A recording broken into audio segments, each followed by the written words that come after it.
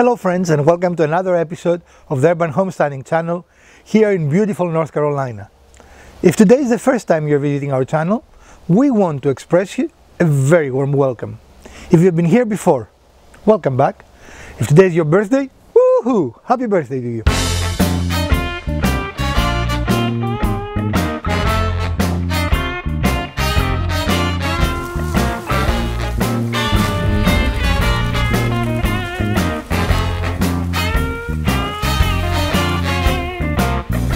Today we're going to make a decoration, and our intent is to be a year-round decoration, but the inspiration is of course the upcoming holiday season that starts in a couple of weeks, right? Mm-hmm. So as always, we're going, in this specific one, we're going to give you measurements, and there are some angles involved and things like that, because it is not specific to a space in our house, right? It is something that you will decide you are going to be able to do it. For this specific project, a miter saw, especially a compound miter saw, will be very useful because it needs a compound angle. You can also do it using a box, the manual hand box, but you have to do 2 cuts at a time. Does that make sense? Yeah. So stick around. If we find time, I will show you how to do the compound cut without a miter saw. But definitely a compound miter saw will make your life easier, right? Mm-hmm. And what is a compound miter saw, Elpida? It cuts at 2 angles at the time. Right, it cuts 2 angles at a time. So if you do have a miter saw, you will still have to do 2 cuts unless you have a compound miter saw, right? So here you can, instead of having a straight 90, you can do an angle here, and then it also on the back side will make your blade go left. Right, and you have in other you have 2 angles at once. Mm-hmm. That's why it's called a compound angle, right? As always, we're going to show you everything that you need to do. We are going to use power tools because of expediency, right? Expediency. What is the word? Expediency. Expediency. That one. Mm-hmm. But you can use it using normal wood, and you're going to use normal wood. Normal wood. Yeah.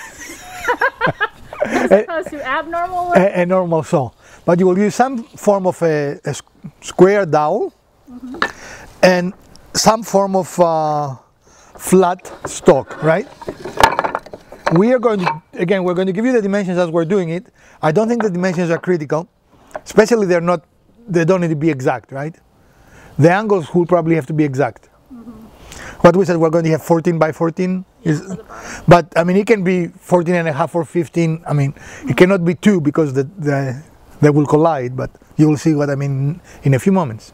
One of the most annoyed aspects of buying wood, why do they do this? Why they put on a nice piece of wood a label with a lot of glue that makes it almost impossible to clean out? This adds additional time to our project that we don't really need, right? Right. But both Mrs. Wizard and me just hate leaving them there. There's no reason to put stickers on wood. Right, but they do routinely. Yep. So we're going to make this raw material into this beautiful multi-function, multi-purpose, multi-season display, right? Mm-hmm. From the longest? Yep. Yep. From the longest, it's how long? 16 3/8 inches.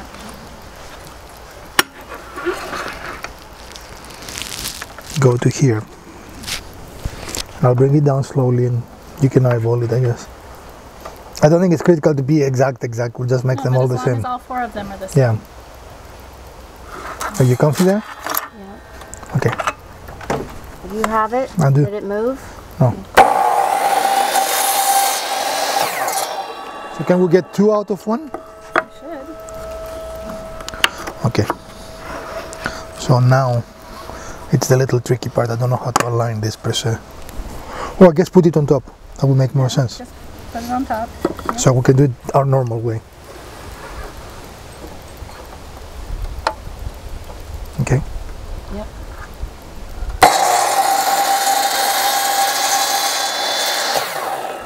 And we're going to make 4 of them, so we're going to make 2 more. Yep.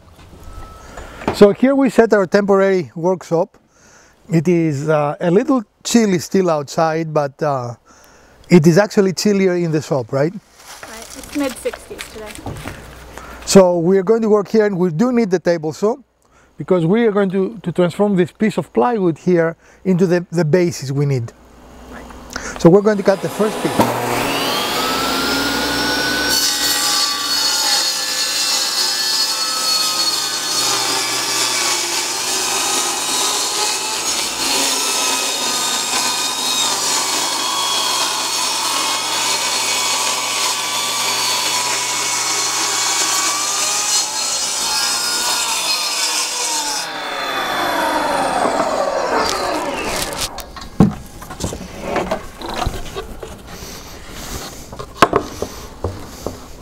So this dimension is 14 by 14, right? So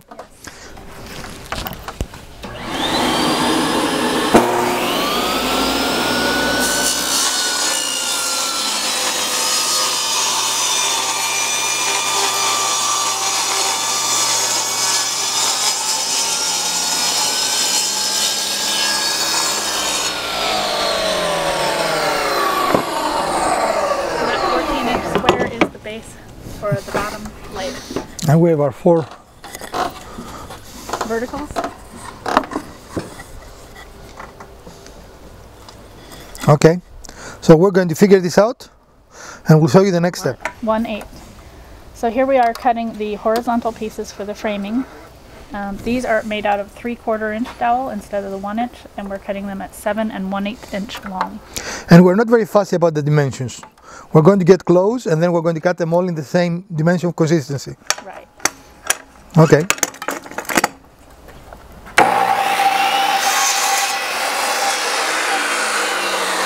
Okay. So now you're going to turn that, right? To get the angle. What do you mean? So that was piece number 3 of our horizontals, and now we're going to cut. One more piece, yes. Bring it over, and you're going to rotate it, yep, twice, and match up the angles.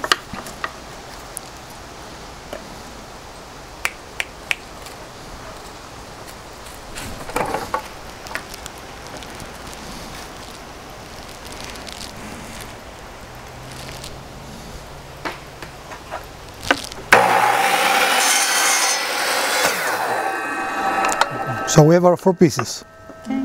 So we're going to use glue and brad nails to make the assembly. And you take one of the horizontals. Now we are using some fairly thick, quick set glue, Right. so that it's not going to run. We hope. We are not experts on this specific glue.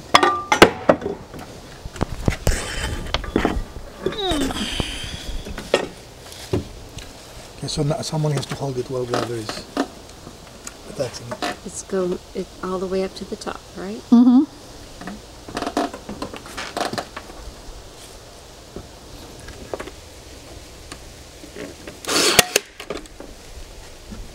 Done.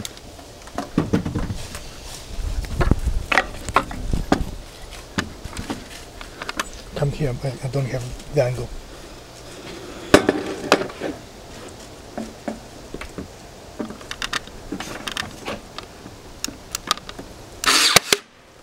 Okay. It is not steady yet, so you know.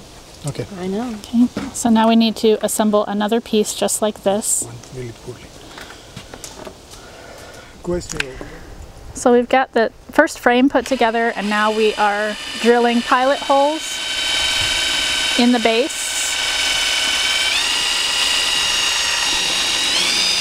so we can attach the base to the first frame.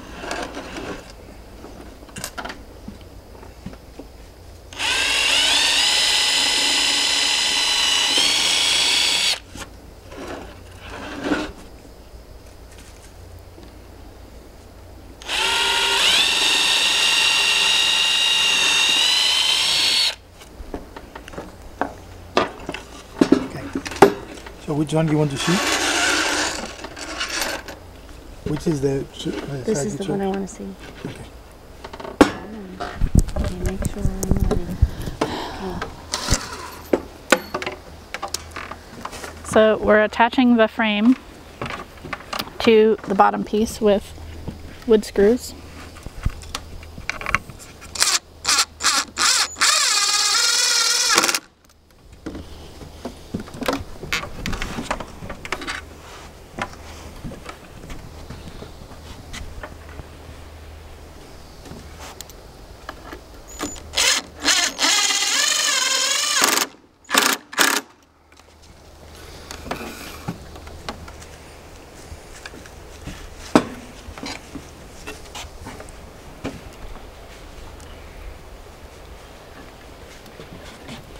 And again, we're making sure the pieces are aligned with the outer edge of the bottom base.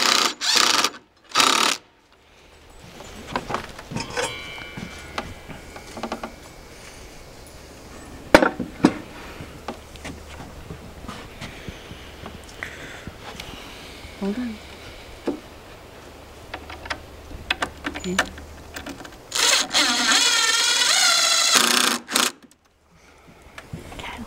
I need to put that a little more in.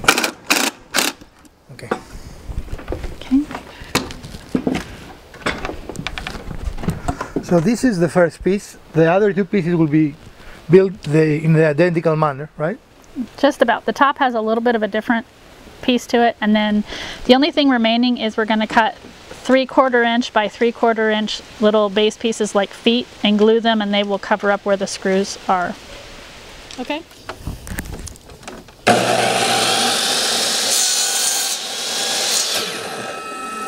So for the second one, both the bevel and the miter need to be at 12 inches. 12 degrees. 12 degrees, sorry. Yeah.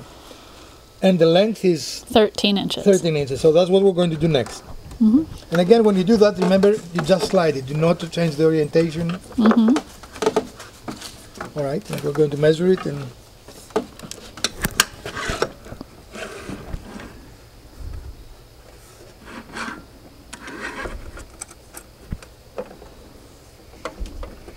I think it got a little my way. There, that's good. Again here, once you measure, do not try to measure all the pieces. Measure, cut, and you're done, right? Mm-hmm.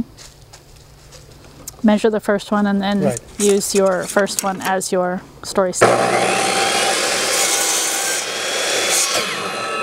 Then just stay consistent. Right.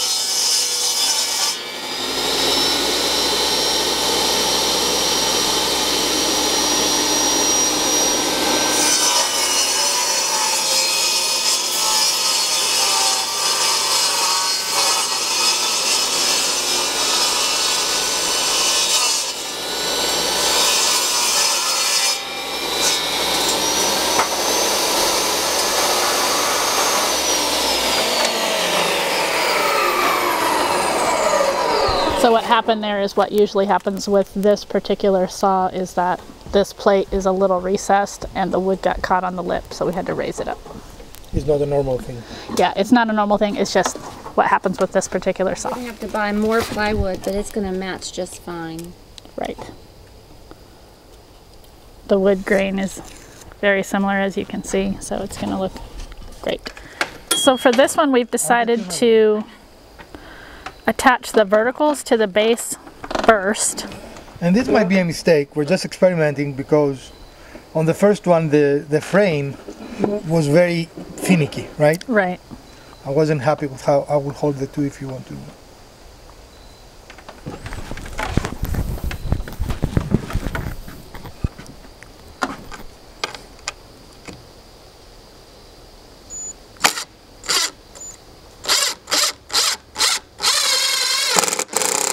And again, we did drill pilot holes for each of these.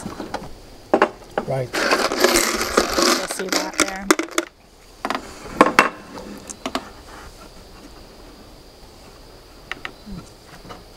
Is that correct? Yeah. And again, we're experimenting with this design, right? I mean, this is the first one we ever build.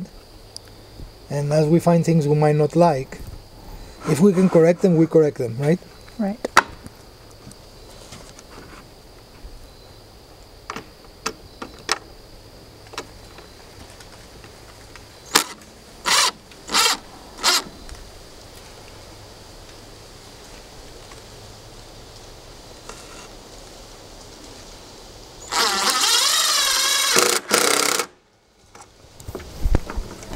So we will go ahead and attach It looks the a other little two. more stable. You know, we have the big pieces attached, and we're going to still use glue and brads, right? That will not change. It's just when we were building the first frame, it was very finicky, very hard to keep together, right? Yeah. It was I didn't like it, stable. you know. So hopefully this is better. I don't know for a fact that it is, but you might want to start from the bottom and come up. So, and the angles are not perfect. But one of these, I just thought if you do this first, you can probably have a little better angles because you you can mark it, you know. So put a piece here and mark it. Yeah. Yeah, I'll hold it.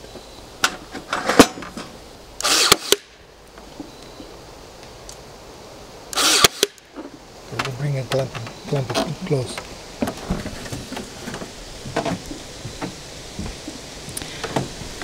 And so as you can see, there's a little bit of a gap there. So what we're going to do is bring a clamp, and then the clamp will pull that closed, and then the glue will continue to hold it. So tips and tricks if it doesn't stay together the way you want it to. Here, it's not all the way on here. That's fine. Remember, that angle is not perfect, so it's okay. Okay. I think we can pull it a little bit closer though. Can't Because you? the angle is not. Using Okay. a brad nailer is that sometimes, no matter what you do, it is not that you're doing something wrong, but sometimes you're going to have a nail pop up, or 2 or 3 or 5, you know? Mm-hmm. So we are going to use a Dremel. You're going to take care of it. It is not a big deal. Don't get upset, you know. We're going to use a Dremel. We're going to cut it off, and when we finish it, you will never know that there was a mistake there. Right. In fact, the only reason we're pointing mistakes is for tips and tricks, right? Mm-hmm. The rule is never point out your mistakes to anyone. They're design features, right? And most people will never notice Right. it People will unless have they. no idea. Right. But since this is for educational purposes, we point out this is common. No foul. What is the expression? No harm, no foul. No harm, no foul. Okay.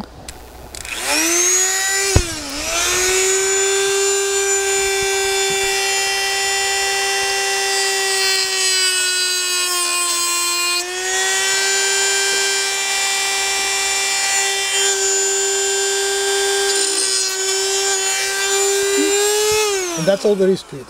Right.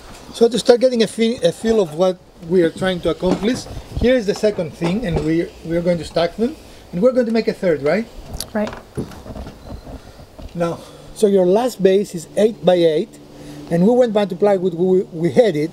We didn't have the correct plywood dimensions to do the middle one, I guess is what it is, right? Mm-hmm. So we went with what we have from our scraps. There is no reason to get more expensive than you absolutely have to, right? Right. But again, you can see the grain matches, so it's not a problem. All right.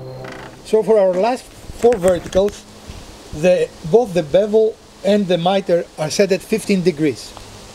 And you're going to cut 4 of them like you did before, right? And again, you start by cutting off the end to start your angles.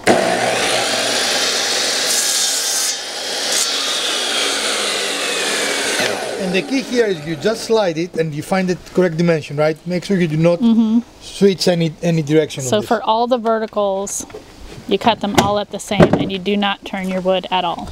And for the horizontals, you want them like a frame, right? You want the Right. miters A closing pair. in. Yeah. Right. 10 inches.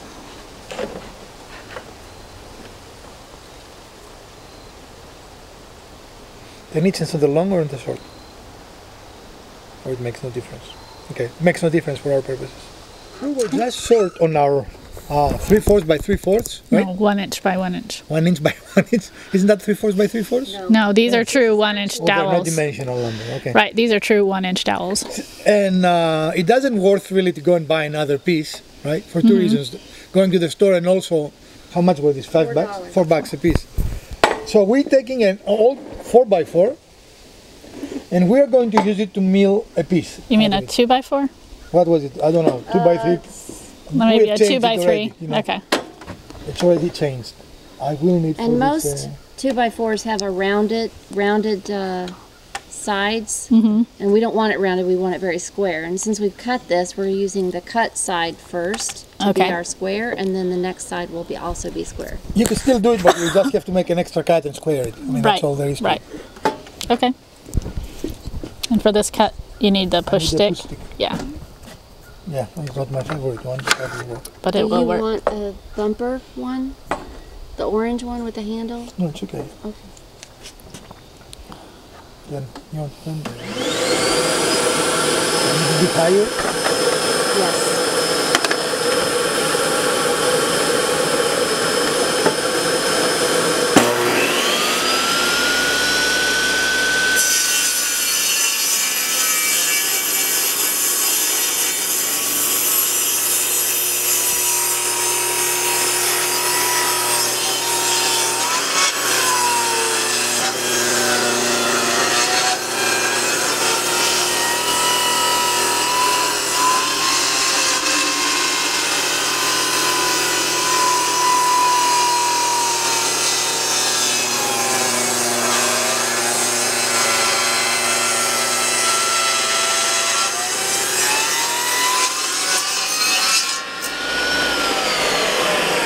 I do want to make a safety comment.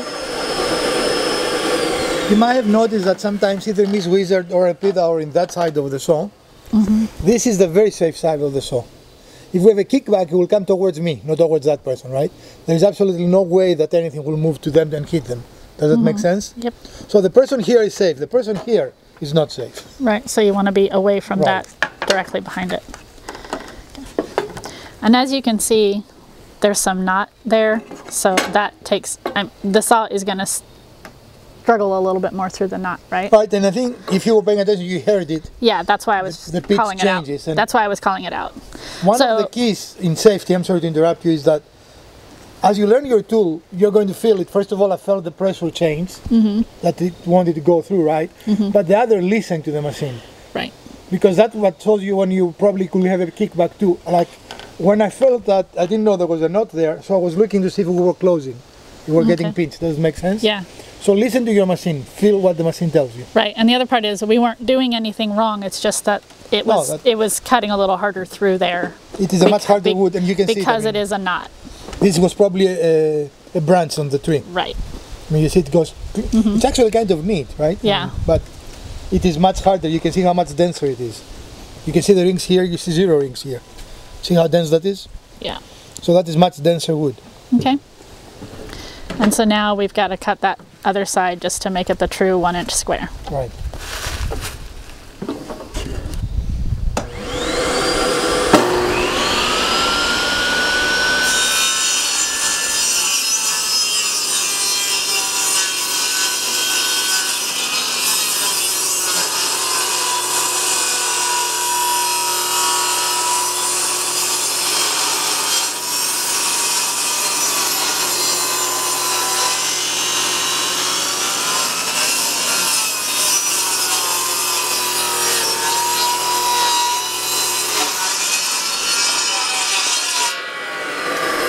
And the reason,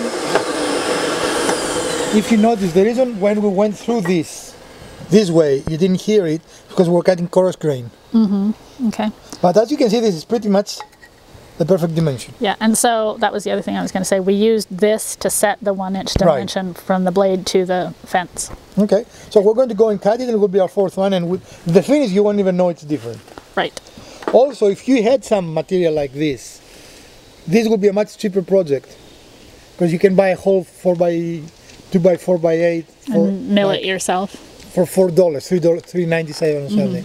So that would be, instead of $20 cost, $4 cost. You know? Right. And you will get all the wood you need. But It's not as well. I mean, it's the same type of grain, so I don't think when it's. I mean, you can see this is a little nicer quality wood, but it's okay though.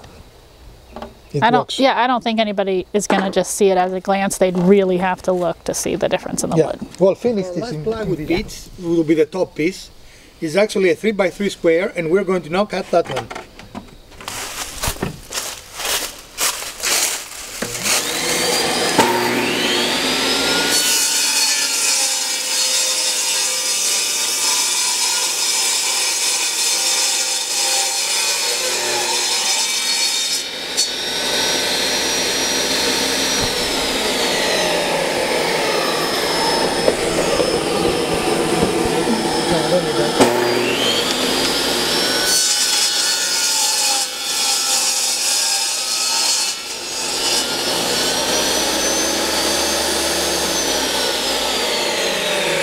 The last plywood piece will be the top piece. It's actually a 3x3 square, and we're going to now cut that one.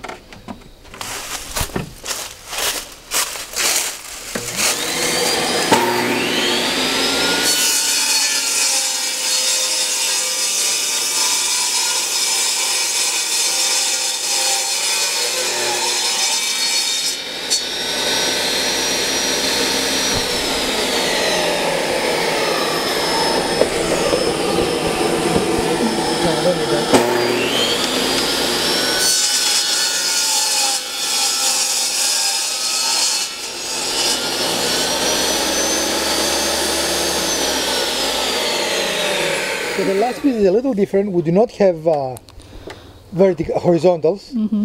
Everything else is the same, so it takes a little less time to do.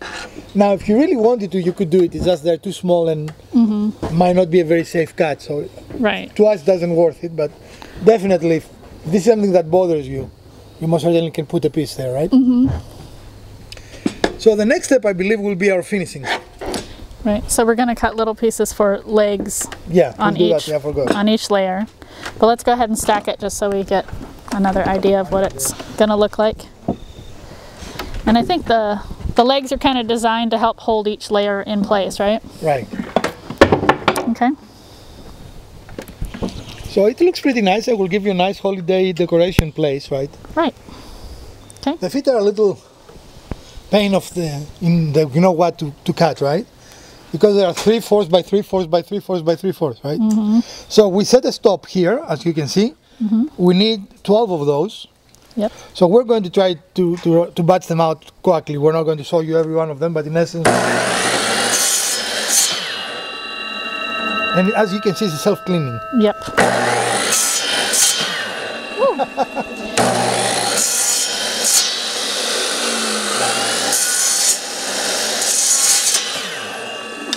All right. But they're jumping around, so we're going to have to find them.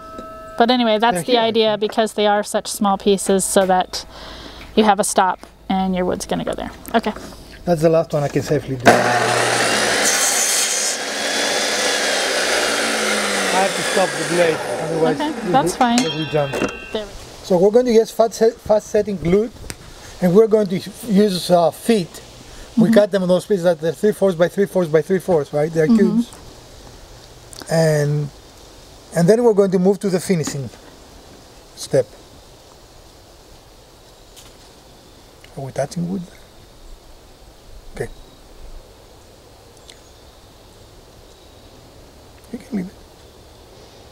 No, it is not instant glue. It takes a few seconds to set, but you don't have to hold it. Okay. All right.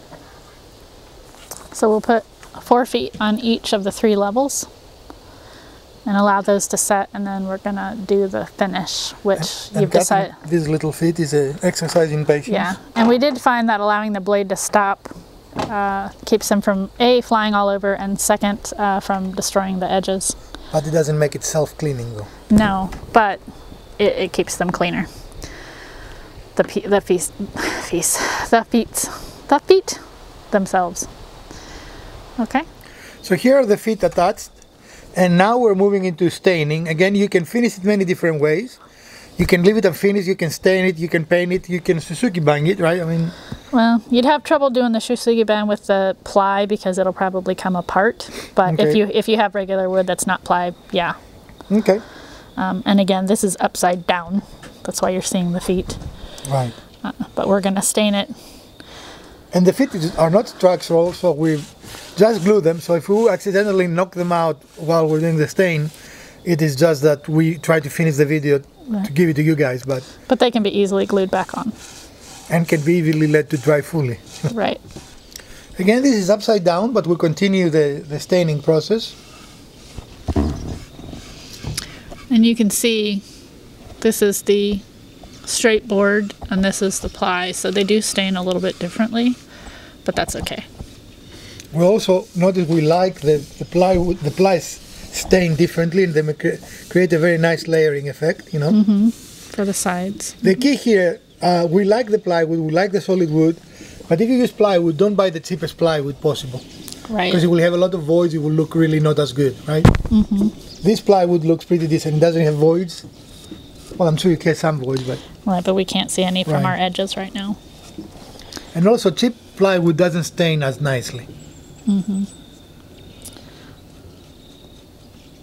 going to do the top areas, the more visible parts of the piece. Atlas, enough.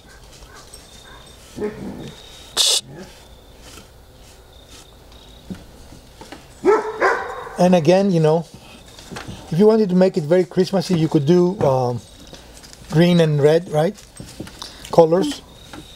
But we try to have it as an all-season decoration display. But you can still dress this up, putting greenery, lights, other Christmas decorations, you know, ivy, holly, mistletoe, any other Christmas decorations. You could make shelves where there's little displays. Apples.